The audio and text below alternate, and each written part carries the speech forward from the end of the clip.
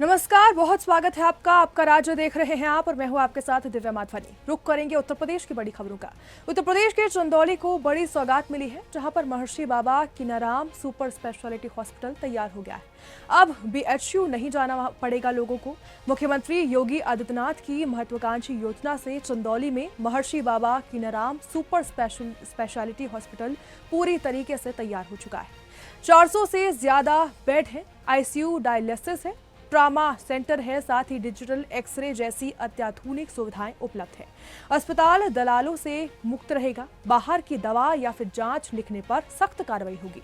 यह हॉस्पिटल चंदौली समेत आसपास के जिलों और साथ ही बिहार के बक्सर और आरा के मरीजों को बीएचयू जाने की अब जरूरत खत्म करेगा। योगी सरकार की स्वास्थ्य क्षेत्र में आत्मनिर्भरता की प्रतिबद्धता का ये प्रतीक है।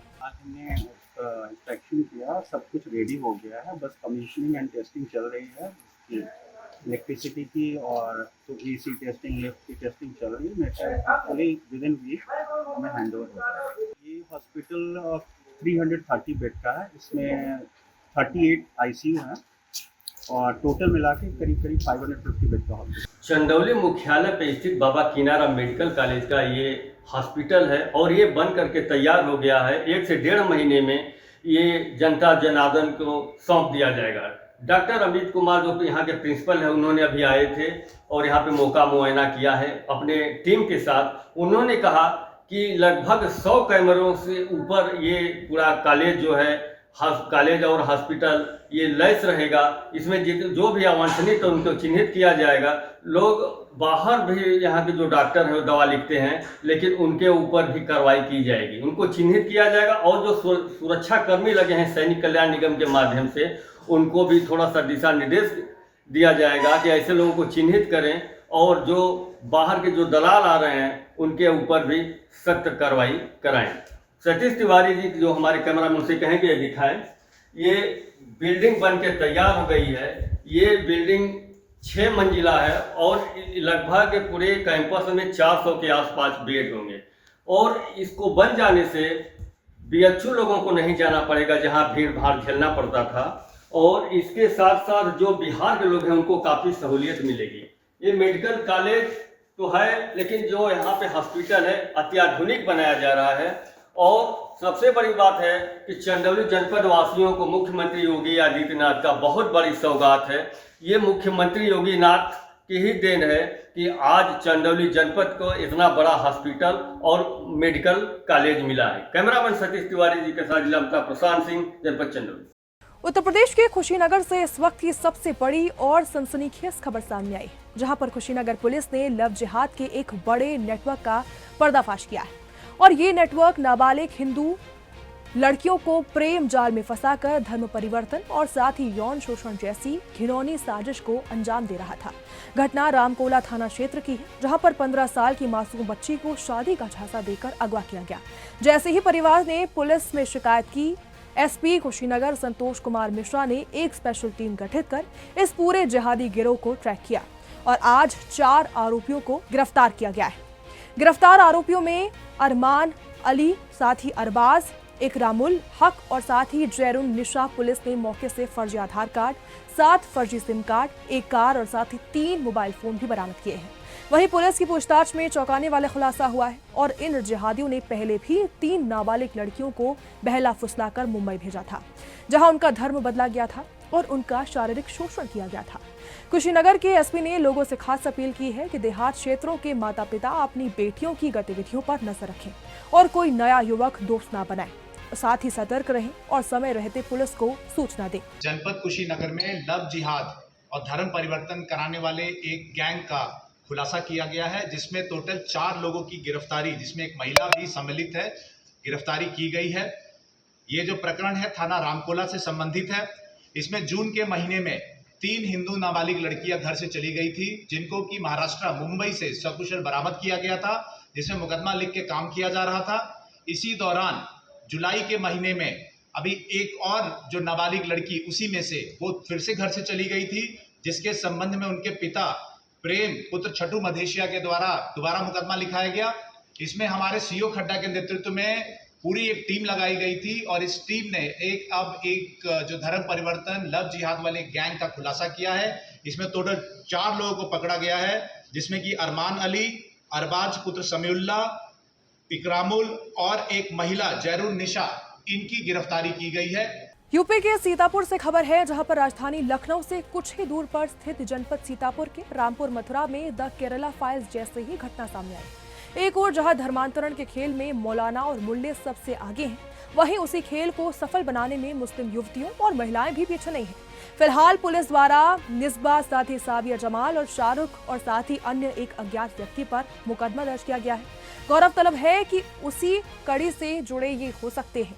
प्रकरण में संबंधन में अपर पुलिस अधीक्षक दक्षिणी दुर्गेश सिंह ने जानकारी दी है कि क्या कुछ कहा है उन्होंने, आप सुनिए। थाना क्षेत्र रामपुर मथुरा में एक बालिका जिसकी उम्र करीब 14 वर्ष, उसका कहना है कि वो अपनी क्लास में पढ़ने वाली एक दोस्त के साथ सूरत गई थी। वहाँ पे उसके साथ 2 लोगों ने रेप किया और धर्मांतरण करने का प्रलोभन दिया।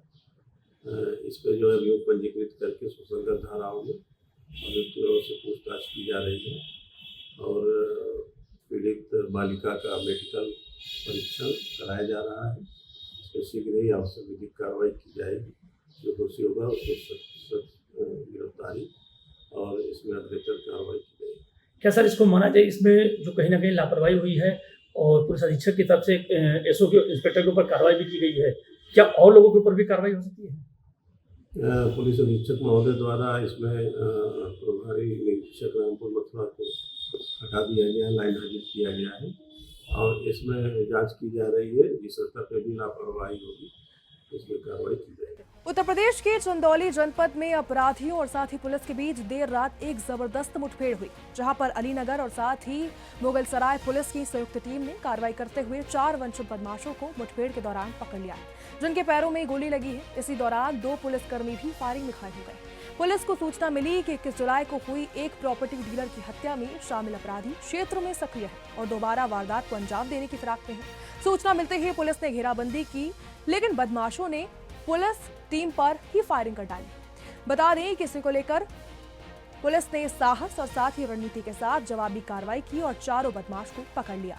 सभी घायलों को तत्काल अस्पताल में भर्ती कराया गया है और एसपी चंदौली आदित्य का कहना है कि पुलिस टीम ने बहादुरी से जवाब दिया है और 4 आरोपियों को घायल अवस्था में गिरफ्तार किया गया है और ये सभी पहले से हत्या जैसे गंभीर मामलों में वंचित थे और पूरे मामले में अब आगे की जांच जारी है। देखिए, अलीनगर में 21 तारीख को एक हत्या की घटना की गई थी, जिसमें अरविंद यादव की हत्या कुछ बदमाशों द्वारा की गई थी। इसी क्रम में इनके अरेस्टिंग्स के लिए हमारी टीम्स लगी थी और 4 मुलजिमों को आज गिरफ्तार पुलिस द्वारा किया गया था और इन्हीं को असला बरामद करने के लिए अलीनगर की टीम और मुगलसराय की टीम इनको लेके आई थी। इसी दौरान इनको जब मौका मिला है तो जो असला बरामदगी करने के टाइम इनके द्वारा पुलिस पे फायर किया गया है उन्हीं अस्त्रों से और इसमें पुलिस द्वारा भी जवाबी कार्रवाई में इन 4 लोगों पे पैर में गोली लगी है और इसमें 2 पुलिस के सब इंस्पेक्टर वो भी घायल हुए हैं। उपचार हेतु इनको अस्पताल सबको भेजा गया है, जहाँ पे उसके बाद में डिस्ट्रिक्ट हॉस्पिटल में ही भेजा जाएगा, जिसको वहाँ पे आवश्यकता के अनुसार। और इसमें जो 4 गिरफ्तार हुए हैं, श्याम यादव, ब्रजेश यादव, प्रियांशु और रोहित यादव, सब पे 25,000 का इनाम घोषित कर दिया गया था और इसके अलावा 2 पिस्टल, 2 तमंचे यहाँ से घटनास्थल से यहाँ से बरामद हुए और अन्य वैधानिक कार्रवाई इसमें प्रचलित है और जो इसमें शेष अभियुक्त है इनको भी जल्द गिरफ्तार करके भेजा जाएगा। यूपी के मेरठ से खबर है, जहां पर छांगुर बाबा मामले में छांगुर के गुर्गे बदर सिद्दीकी के खिलाफ आशा नेगी का भाई एसएसपी कार्यालय पहुंचा, जहां सालों से लापता आशा नेगी के भाई अनिल नेगी ने एसएसपी विपिन ताड़ा से लापता बहन की बरामदगी और साथ ही बदर सिद्दीकी की गिरफ्तारी की मांग की है। हम अपनी बहन की गुमशुदगी की रिपोर्ट दर्ज कराने के सिलसिले में प्रार्थना पत्र देने आया था एसएसपी ऑफिस, जो हमारी प्रार्थना पत्र कप्तान साहब ने एक्सेप्ट कर लिया है और हमें नीचे करना आश्वासन दिया है कि इस पर उचित कार्रवाई की जाएगी।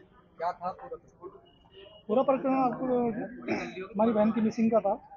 तो बदर अली सिद्दीकी जो लड़का है, उसके संपर्क में आके उसने उसका धर्मांतरण कराया और उसे गायब कर दिया। क्या आश्वासन मिला?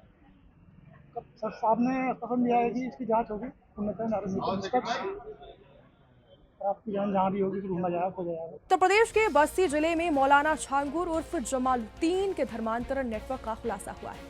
लालगंज की 2 पीड़ित बेटियों ने बताया है कि कैसे मुस्लिम युवकों ने उन्हें प्रेम जाल में फंसाकर छांगुर से संपर्क कराया। वीडियो कॉल पर दाढ़ी वाले मौलाना ने उन्हें इस्लाम अपनाने का दबाव डाला। एक नाबालिग लड़की को प्रेमी एस्तियाक के पैसे देकर पुणे भेजा, जहां पर पुलिस ने उसे बरामद किया है। छांगुर का नाम सामने आते ही बेटियों ने जागरूकता की मुहिम शुरू कर दी। पुलिस ने मामला दर्ज कर पूरी जांच अब शुरू कर दी है। हिंदू संगठनों ने व्यापक जांच की मांग की है। तो मतलब मेरे हस्बैंड का नाम अहमद रजा है, ठीक है, अहमद रजा है, और उनके बाप का नाम है अब्दुल नईम, उनकी बहन का नाम है मोमिना खातून, और उनकी एक बहन का नाम फातिमा। अहमद मेरे घर पे ड्राइवर था। उसके बाद में वो मतलब एक दिन ना मुझे ऐसा मतलब ड्राइवर था, सैलरी पे रहता था, और उसके बाद में छेड़छाड़ थोड़ा बहुत करता था। तो मतलब मैं किसी से कुछ कह नहीं पाती थी, ठीक है। बस एक दिन हमारे घर पे कोई नहीं था, तो चाकू सटा के हमको मतलब मेरे साथ बलात्कार किया। और उसके बाद में बलात्कार करने के बाद हम कहे अपने घर वालों से बता देंगे, तो वो बोला नहीं, मैं तुमसे शादी करूंगा। शादी का झांसा दिया। शादी का झांसा देने के बाद वो मुझे भगा के लेके गया। ये हमको बोल रहा था कि हम तुमसे शादी करेंगे, हमारे साथ मुंबई चलो। हमारे गांव में बांधो। 2020 में इंस्टाग्राम पे फ्रेंडली के तौर पे बात हो रही थी, कुछ दिन तक बात चली। उसके बाद 2024 में उससे हमारी बात हुई। फिर उसने हमको मिलने के लिए बुलाया तो हम गए नहीं, फिर ब्रेकअप हो गया। उसके बाद अभी 1-1.5 महीने पहले बात हुआ हमसे। हाँ बोल रहा था, मैंने उससे बोला कि मैं 18 साल की नहीं, मैं शादी नहीं हो गई, लेकिन वो बोल रहा था 6 महीने बाद तुमसे शादी कर लूंगा। और वही बोल रहा था कि चलो हमारे साथ मुंबई, तुमको काम भी दिला दूंगा और तुमसे शादी भी करूंगा। एक दिन मैंने उसको वीडियो कॉल पे किसी छांगुर बाबा से बात करते हुए देखा था, और उसने बोला कि बात कर लो, हमारी शादी करा कर देंगे। तो हमने बात किया तो बोल रहे थे कि तुमको किसी भी चीज की कमी होगी तो हमसे बात करें। देखिए, उसका पैठ बस्ती में है, क्योंकि बस्ती बलरामपुर से बहुत सटा हुआ एरिया है। यहाँ बस्ती से उतरौला जो है, बलरामपुर का जो एरिया 60 किलोमीटर की दूरी है। तो उसका यहाँ पे हमको लग रहा है अगर सही तरीके से जांच कराई जाए तो बहुत लंबा नेटवर्क निकल के सामने आएगा। क्योंकि ये मामला, ये जो लड़कियां हमारे पास आई थी, इन्होंने जिक्र किया था एक बार मुझसे, लेकिन तब मैं छांगुर के बारे में बहुत जानता मैं नहीं था, मुझे नहीं पता था इतना हाईलाइटेड आदमी है। और एक तो लालगंज का मामला है और दूसरा वाल्टरगंज थाना का मामला है। अगर बस्ती पुलिस इसमें जमीनी लेवल पे काम की होती तो एसटीएफ से पहले ही बस्ती पुलिस ने छांगुर को गिरफ्तार कर लिया होता। क्योंकि यहाँ पे लड़कियों के बताने के अनुसार कि एक लड़की वहां पे जा चुकी, उसके यहाँ 2-2 बार जा चुकी है छांगुर बाबा के यहाँ। तो पुलिस को भी सब कुछ उसने बताया था, लेकिन पुलिस चीजों को कहीं ना कहीं जो है गुमराह दबाने का प्रयास करते हैं, लोग छोटा करने का प्रयास करते हैं। यूपी के मेरठ के दादरी गांव स्थित शिव मंदिर में जिहादी कासिम ने बीते 6 महीने से कृष्णा बनकर भगवा वस्त्र धारण कर रहा था। वो ग्रामीण के अनुसार वो किसी गहरे षड्यंत्र के तहत मंदिर में रहकर भोली भाली हिंदू महिलाओं को टारगेट कर रहा था। बताया गया है कि वो केवल हिंदू महिलाओं के ही हाथ देखने का बहाना करता था, जिससे लव जिहाद की साजिश की आशंका जताई जा रही है।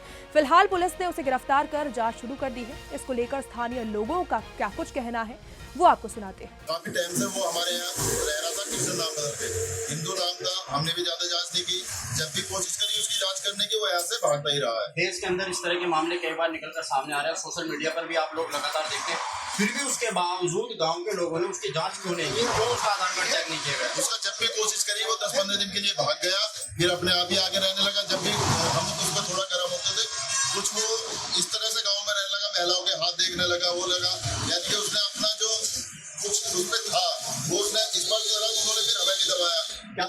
क्या कुछ ऐसी महिलाएं हैं गाँव की जो सामने आकर ये बता सकती है कि किस तरह का उसका जो यहाँ व्यवहार था? नहीं, इस तरह की महिला तो कोई नहीं बता पाएंगी। वो ज्यादातर जो साफ सफाई के तौर पे वो हमें कहती थी कि बढ़िया साफ सफाई करना, उससे जाना वो मत।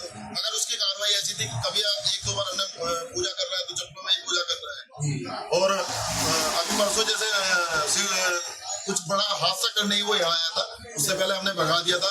यूपी के मेरठ के दादरी गांव के अंदर ये प्राचीन शिव मंदिर है, जहां पर हम इस वक्त मौजूद हैं।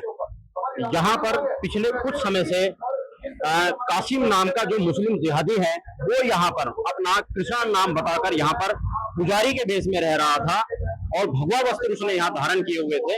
जब उसका आधार कार्ड चेक किया गया, गांव के लोग आ गए, हम उनसे भी बात करेंगे आखिर गांव के लोगों को कैसे शक हुआ और कैसे वो पकड़ा गया। क्या नाम है आपका? तो जैसे कि आपने पूछा कि हमें कैसे शक हुआ, सबसे पहले तो जैसे ही वो आया था शक तो हमें शुरुआत में हो गया था, लेकिन इसका पूजा पाठ का जो तरीका था वो हमारा यहाँ का लोकल का नहीं था। वैसे वो बताता था कि मैं बिहार से हूँ, लेकिन उसका जो पूजा पाठ का तरीका था वो बिहार वाला भी नहीं था। उसके जो पूजा करने का तरीका था वो सीधा सीधा दिखाई दे रहा था, वो बंगाल वेस्ट बंगाल जो दुर्गा पूजा टाइप।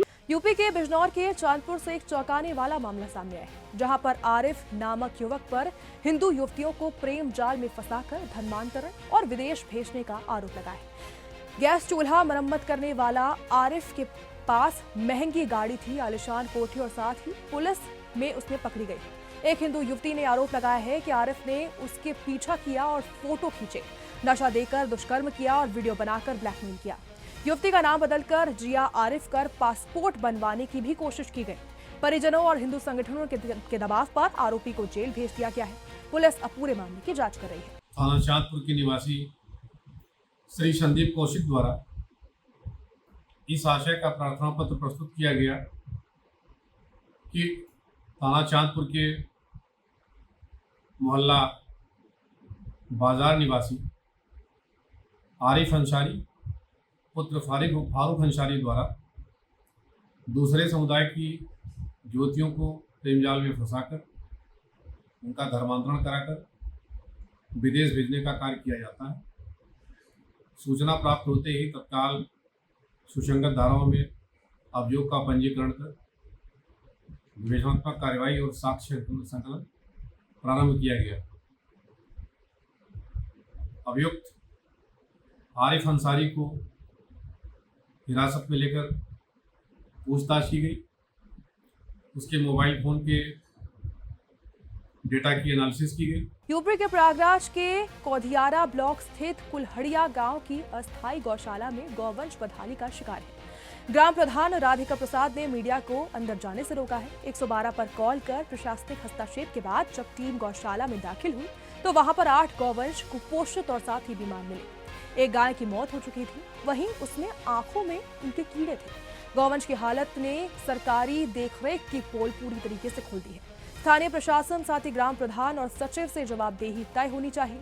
बेजुबानों की सुरक्षा के लिए तत्काल कार्रवाई की मांग की गई है। यूपी के चित्रकूट से खबर है, जहां पर ग्राम पंचायत गाहुर मजरा मटियार में नवनिर्मित आंगनबाड़ी केंद्र की दीवारें घटिया बालू सीमेंट मिश्रण से बनने के कारण पहले से ही फट गई हैं।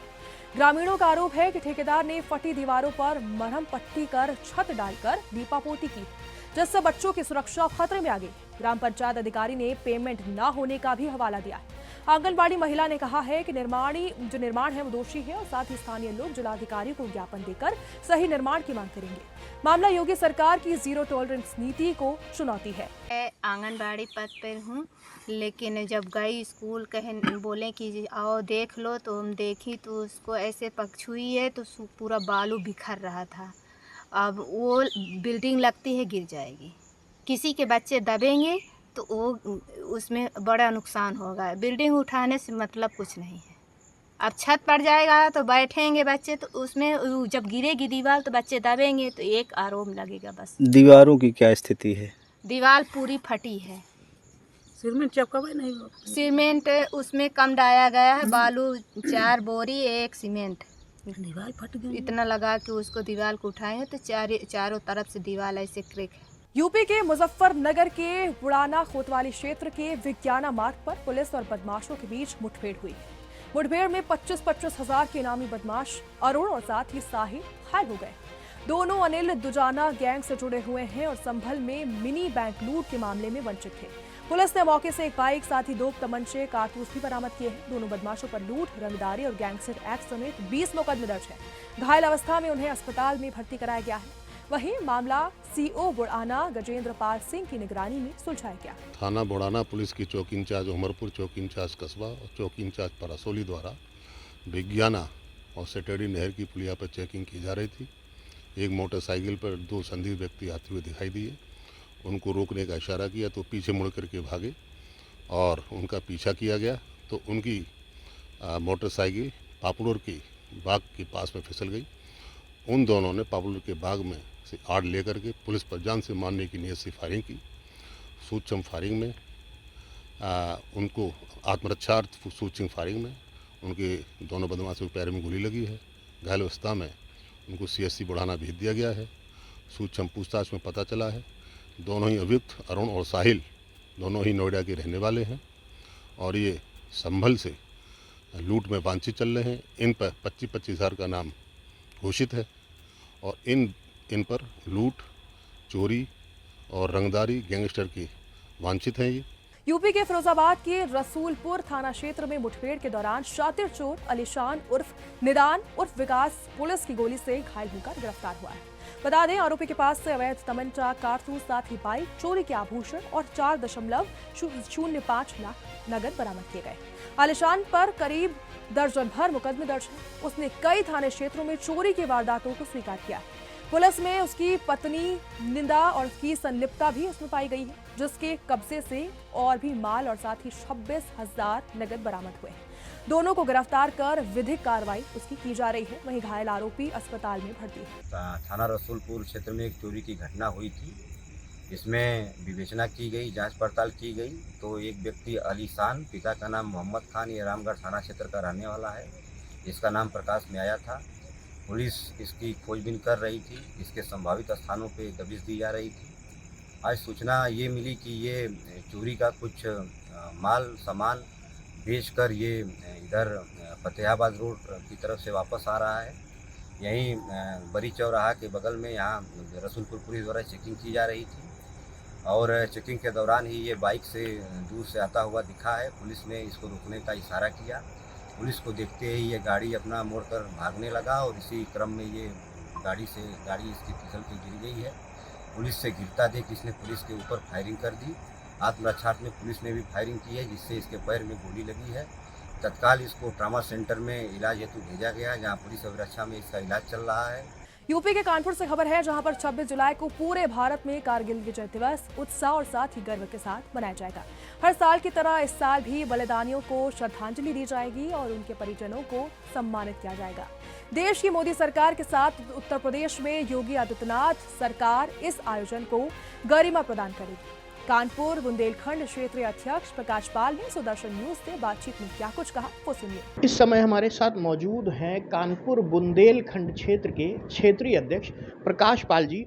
उनसे ही जानेंगे कि जैसे अभी हाल ही में ऑपरेशन सिंदूर हुआ, लेकिन इससे पहले अगर जाएं बीते दिनों तो जब अटल जी की सरकार हुआ करती थी, भारतीय जनता पार्टी की सरकार थी, तो करगिल युद्ध हुआ था और वो युद्ध कई दिनों तक चला था। उस युद्ध से हमने क्या प्रेरणा ली और उसको हम किस तरीके से आम जन तक पहुंचा करके क्या सीख ले रहे हैं? धन्यवाद राहुल जी। भारत में देश के विभाजन के समय से ही पाकिस्तान ने हमेशा भारत के प्रति शत्रुतापूर्ण रवैया रखा है, चाहे वो 65 का युद्ध हो या 71 का युद्ध हो। और पाकिस्तान ने जब जान लिया कि वो सीधे युद्ध में भारत से मुकाबला नहीं कर सकता है, तो उसने छद्म युद्ध का एक सहारा लेना शुरू किया। भारत में आतंकवादियों को घुसपैठ कराना, जगह जगह विस्फोट कराना, इस तरह के हथकंडे अपनाए। इसी तरह जब अटल बिहारी वाजपेयी जी की सरकार में 11 मई को भारत ने पोखरण विस्फोट कर भारत को परमाणु शक्ति संपन्न राष्ट्र बनाया और लगातार कई परमाणु विस्फोट करके भारत को जो शक्ति दिया, उससे पाकिस्तान की नींद उड़ गई, बौखलाहट हुआ और उसने भी दिखावे के लिए भी अपने परमाणु परीक्षण किए थे, जो फर्जी थे, नकली थे। यूपी के गाजियाबाद में दिन दहाड़े सुनार की दुकान में लूट की घटना हो गई, जहां पर 20 किलो चांदी और साथ ही 125 ग्राम सोना बरामद करके चोरी ले गए थे। बता दें कि लिंक रोड थाना क्षेत्र के ब्रजविहार इलाके में सुनार की दुकान में बदमाशों ने पिस्टल की नोक पर लूट की वारदात को अंजाम दिया। लगभग 20 किलो चांदी और साथ ही करीब 22.5 लाख रुपए का चांदी और साथ ही 125 ग्राम सोना जो है लगभग 12.30 लाख रुपए का और साथ ही 20,000 रुपए नगद लूटकर अपराधी वहां से फरार हो गए। पुलिस मौके पर पहुंचकर जांच कर रही है और साथ ही सीसीटीवी फुटेज पुलिस खंगाल रही है। बदमाशों की तलाश अभी जारी है। थाना क्षेत्र लिंक रोड में चौकी ब्रिज विहार में शाम करीब 4 बजे वादी द्वारा एक सूचना दी गई, जिसमें उसके द्वारा बताया गया कि करीब 3:30 बजे दोपहर को 2 बाइक सवार अज्ञात व्यक्तियों द्वारा उसके ज्वेलर्स के दुकान में घुस के उसके नौकर को हथियार दिखा के करीब 20 किलो चांदी और 125 ग्राम सोना ये लूट के चले गए। सूचना मिलते ही तुरंत ही पुलिस ने घटनास्थल पर जाके निरीक्षण किया और उसके बाद 6 टीमों का गठन करके घटना के अनावरण के लिए प्रयास जारी किए गए हैं। वादी द्वारा तहरीर दी गई है और उसी के आधार पे मुकदमा पंजीकृत किया जा रहा है और इन्हीं तथ्यों के आधार पे अग्रिम विधिक कार्रवाई चल रही है। यूपी के फर्रुखाबाद के फतेहगढ़ नवदिया में गरीबों के लिए बनी 2.40 करोड़ की डूडा कॉलोनी पर आवंटन से पहले ही लोगों ने अवैध तरीके से कब्जा कर लिया है। साल 2011 में शुरू हुई इस कॉलोनी का निर्माण जो है वो 5 साल पहले ही पूरा हो गया था, लेकिन पेयजल व्यवस्था के अभाव से अब तक गरीबों को मकान नहीं मिल पाए। जल निगम ने 14 लाख का सिस्टम भेजा है, लेकिन स्वीकृति नहीं मिली। बता दें, सांसद मुकेश राजपूत और साथ ही एसडीएम अरुण कुमार सिंह ने जल्द ही पानी की व्यवस्था करने को आवंटित की बात कही है। डूडा विभाग से बनाई गई ये कॉलोनी लगभग 5 साल से बनके तैयार हुई है, जिसका विभागीय लापरवाही के चलते अब तक आवंटन नहीं हो सका है।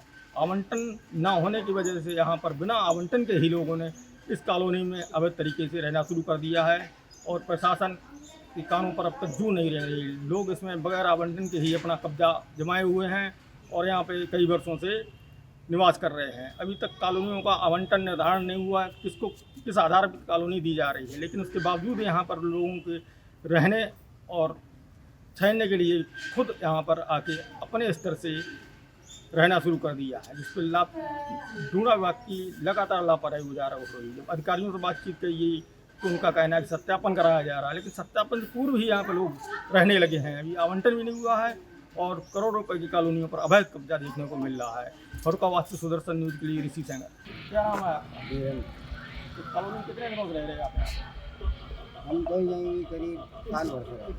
लेकिन आवंटन तो हुआ नहीं, किसी दी गई नहीं, आप कैसे रहने लगे? हम तो मजबूरी में रह रहे हैं। क्या मजबूरी? घर बन रहा था। कौन सा घर बन रहा था? कितने दिनों से रह रहे हैं? किसके नाम आवंटन है ये सलीम का नाम है। बस सलीम का नाम, कागज रखे हैं। सलीम के नाम है। तुम कैसे रहने लगे? वो ही रहते हैं कि हम तो आगे लोग हम भी रहते हैं, एक साथ रह रहे हैं। हाँ, हमारा मकान बन रहा तब यहाँ रह रहे हैं। किसके नाम कॉलोनी आवंटन है? जानकारी है आपको? आपके नाम है कॉलोनी है? तो कैसे रह रही है इसमें? कितने दिनों से? 4-5 महीने। आवंटन नहीं हुआ आपके नाम? आवंटन हुआ है ना, उसमें किसी को लाभ मिल पाया है और करोड़ों रुपए उसमें लगे खड़े हैं। कौन सी? ये फतेहगढ़ में नवदिया के पास करोड़ों रुपए उसमें लगे हैं। 15 साल हो गए उसका आवंटन नहीं हुआ।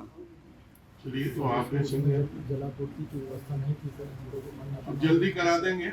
जिला डीएम साहब बता रहे हैं जिला आपूर्ति की उसमें व्यवस्था नहीं है, मांगा है, उसके लिए बजट मांगा, जल्दी करा के उसे आवंटन करेंगे। बिहार के दरभंगा के डीएमसीएच रोड पर बीती रात 8 से लेकर 9 बजे के बीच एक दर्दनाक सड़क हादसा हुआ है, जहां पर 70 वर्षीय पार्वती देवी एक बड़े वाहन की चपेट में आ गई।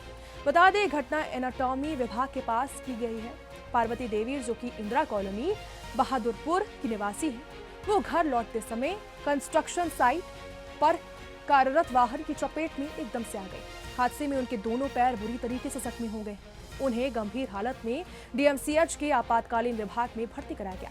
परिजनों ने लापरवाही जो चालक था उसकी गिरफ्तारी की जल्द से जल्द मांग की है। वहीं पुलिस पूरे मामले की जांच में जुटी। माँ जा रही थी घर, पीछे से ट्रैक्टर वाला आ रहा था, टैंकर वाला, पीछे से मार दिया। मार कौन था टैंकर वाला? कहाँ काम करता है? प्लांट में काम करता है, किस प्लांट में है? एनसीसी, उस प्लांट में काम करता है। अच्छा, डीएमसीएच में जो नया काम हो रहा है, नया कौन सी जगह पर काम हो रहा है? कपूरी चौक पर।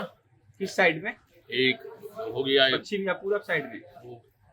पश्चिम हुआ के पूरा हुआ सर। रोड के उस पार जो है। हाँ पूरा हुआ। अच्छा, कहाँ से आ रही थी आपकी माँ? दुकान से जा रही थी। कहाँ है आपका दुकान? कपूरी चौक पर। क्या चीज का दुकान है? चाय का दुकान सर।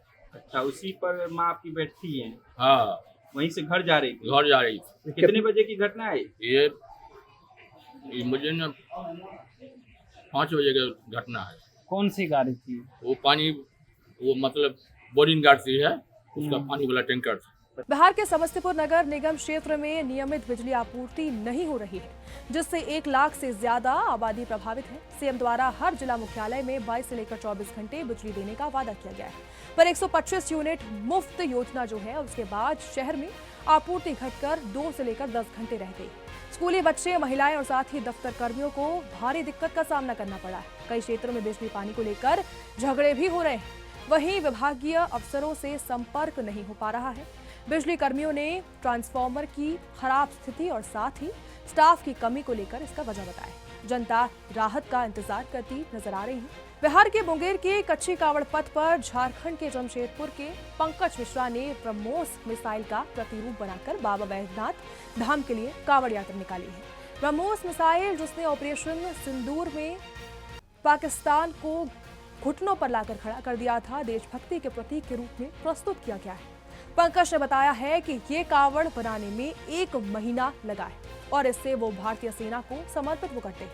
51 सदस्यों के जत्थे के साथ ये यात्रा देश की समृद्धि और साथ ही सुरक्षा की कामना के साथ हो रही है। संदेश हम लोग का तो यही है सर जी, कहने का मतलब कि जो जिस तरह से हम लोग घटना घटित हम लोग उसे किए हैं, पाकिस्तान वाला जो इतना जो दुर्भाग्य किया हुआ हम लोगों से, उनमें उसका जो जवाब जो हम लोग दिए हैं उसका ये यादगिरी है। ये समझिए ना कि हम इस तरह से हम जवाब दिए थे। इस तरह में कहने मतलब ये है कि भाई तुम भी जान जाओ कि हम लोग कितना ताकत है, हम लोग कितना समय रहते हैं। ये मत समझना कि हम लोग डरे हुए रहते हैं, ऐसा नहीं है। हम लोग व्यवहारिक देखते हैं, उम्र देखते हैं। हम लोग को सहनशीलता ज़्यादा है और तुम लोग सहनशीलता नहीं है, हम लोग सहनशीलता ज़्यादा होता है। बस हम लोग समझ गए ना, हम लोग शांति चाहता है। जिस दिन शांति चाहने लगेगा ना, उस दिन नामो निशान मिट जाएगा, कुछ रहेगा ही नहीं। यही बोलना चाहते हैं। देश की सेना के लिए क्या कहेंगे? देश सेना के लिए जो किए हैं वो उनके लिए आभारी रहेंगे हम लोग। उनके लिए तो आभारी हैं जो हमको किए हैं, जो परिवार को बचाए हैं, हम लोग को रक्षा कर रहे हैं। उनके लिए रात दिन मेरे लिए वहाँ पर बॉर्डर पर करते रहते हैं। उनके लिए हम लोग सलाम उनके लिए। यूपी के कानपुर के घाटमपुर से खबर है, जहां पर घाटमपुर के भीतर गांव क्षेत्र के कुंदौली गांव में सामाजिक चेतना और साथ ही संस्कारों का सुंदर उदाहरण देखने को मिला, जहां पुलिस सेवा में तैनात आशु राणा ने देश की सेवा के साथ साथ अपने गांव के बुजुर्गों की सुविधा और सम्मान को ध्यान में रखते हुए दर्जनों वरिष्ठ नागरिकों को छाता देकर बारिश में होने वाली उनकी समस्याओं को कम करने का प्रयास किया। गौरतलब है कि आशु राणा के पति जो हैं शिवमभान सिंह भी सामाजिक कार्यों से जुड़े रहे हैं और पूर्व में बुजुर्गों की सहूलियत के लिए कई काम कर चुके हैं। कुंदौली गांव में इस मानवीय कार्य में क्षेत्र के कई बुजुर्ग उपस्थित रहे, जिन्होंने युवा की इस पहल की सराहना करते हुए उन्हें आशीर्वाद प्रदान करते हुए कहा कि अगर आज की पीढ़ी इसी मार्ग पर चले तो समाज में सकारात्मकता और साथ ही सहयोग की भावना प्रबल होगी। आज बुजुर्गों को वितरण किया है, उनके पिताजी हैं और पिताजी के हाथों छाता का वितरण करवाया है। हमारे समय कई साल से बटा नहीं, 1 साल पहले बटा था, तो सोचा कि जो जन सेवा और मतलब देश सेवा कर रहे हैं, गरीबों की मदद कर रहे हैं, हमें जो है बड़ी मतलब अति खुशी है। तो बरसात का भी मौसम है, इसके लिए क्या करें? बुजुर्गों को छाता देने का काम 1 साल उन्होंने पहले और भी किया। अब क्या कहेंगे आशु जी? ये समाज सेवी आशु सिंह राणा, ये हमारे गांव के गरीबों के हितैषी हैं, मसीहा हैं, हर वक्त गरीबों के हित में काम किया करते हैं। ऐसे आशु राणा को धन्यवाद देते हुए हम उनको आशीर्वाद दे रहे हैं। अच्छा कर रहे हैं। आप क्या कहेंगे? अच्छा कर रहे हैं, अच्छा बोल रहे हैं, अच्छा कर रहे हैं। हमारे सब लोगों के साथ गरीबों की सेवा कर रहे हैं और अच्छा हमारे गांव में कारोबार सब बढ़िया चल रहा है। गोविंद शुक्ला के साथ लाखन सिंह, सुदर्शन न्यूज, घाटमपुर। फिलहाल आपका राज्य में बस इतना ही। देश दुनिया की तमाम खबरों के लिए देखते रहिए सुदर्शन न्यूज। जय हिंद।